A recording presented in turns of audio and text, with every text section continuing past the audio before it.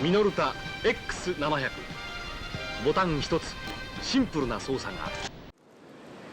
I have this bag right here, this beautiful green bag, and at any given time, it usually has anywhere from 3 to 10 cameras shoved in it. Now, a camera that I never really anticipated being put in there is this camera right here, the Minolta X-700.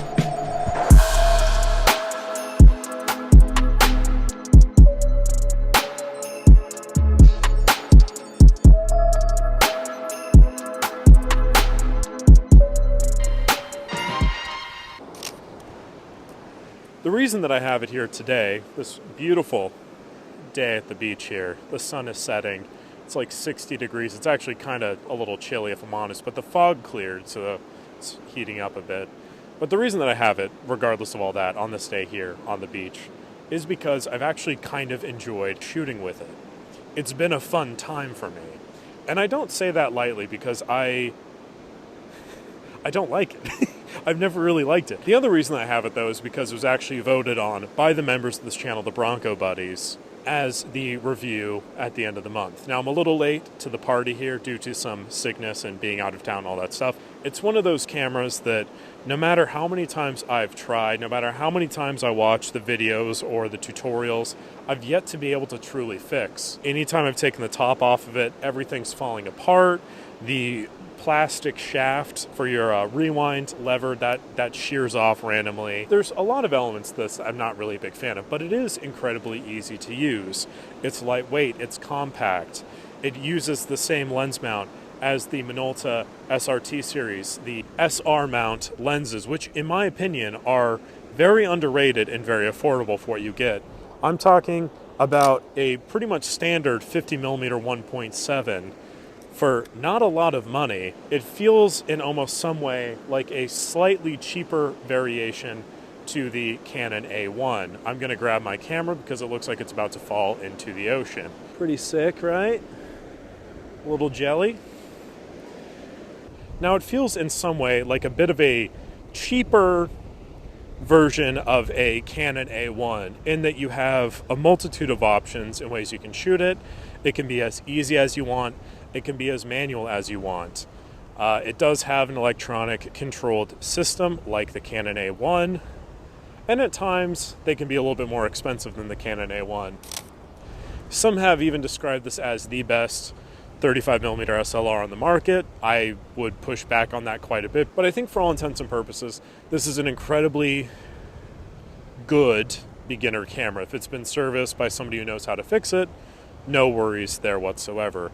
The main concern with these cameras are the capacitors, the top and the bottom. At times they can explode, leading to what can only be described as the most horrific scent. It smells like a rotting fish market that has been closed, but for some reason the lingering scent of decaying fish bodies remains, and you're just kind of left with this hunk of relatively useless plastic. The other inner workings of the camera feel a little bit cheap.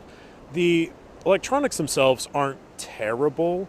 They're actually pretty intuitive, and it's pretty interesting to see the inner workings of which, but the overall construction, the build of the camera, the body, the chassis, all of these things feel a little low rent. Now, on one hand, that adds to the lightness, to the agility of it. It does call into question some of the reliability points and just some of the overall longevity of the camera system, which is why I don't really want to talk about it too much, because I can't put my stamp of approval on, not that anyone really cares about my particular stamp, but it isn't a camera that I am readily able or willing to endorse due to those things. But that being said, as I've been shooting with this, a working model, I have thoroughly been enjoying the experience. Walking a mile in the shoes of a Minolta X-700 enjoyer, it's easy to see what they're talking about. It's easy to see what the juice is all about. It's easy, it's compact enough, it's portable, it has a pretty nice little grip to it, I must add, and overall, it's just what it is. It's a camera. It's an easy enough to use camera system. And the images that I've received back have been, to this point, pretty nice.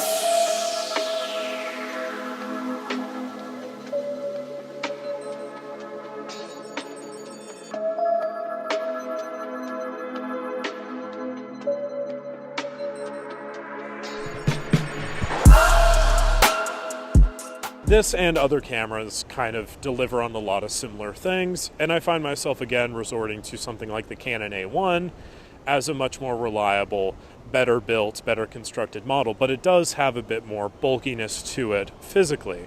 So the X700 here comes in a little bit slimmer, and it delivers on the SR mount, it delivers on these nice little quality of life features such as an aperture preview window, such as very vibrant LEDs in the viewfinder, and relatively easy to use systems, a fun little wind indicator, and that's actually kind of about it.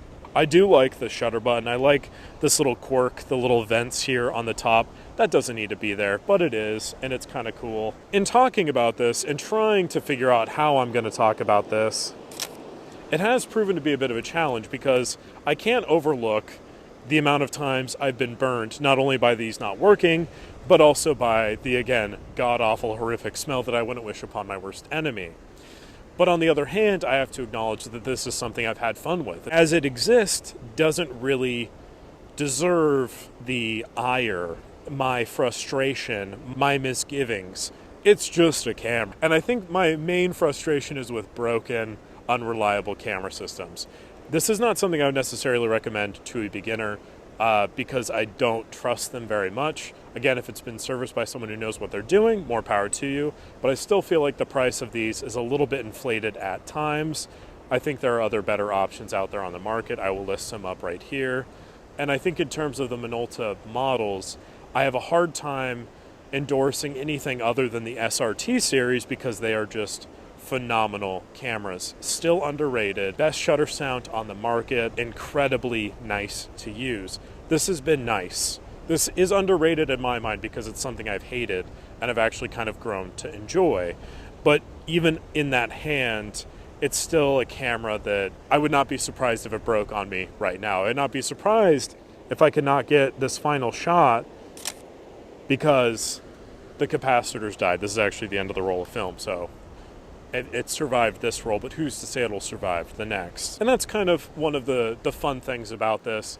In the same way, I talk about the OM4 as being not only a camera that you can shoot with, but an experience of defiance against Mother Nature and Father Time and the powers that be.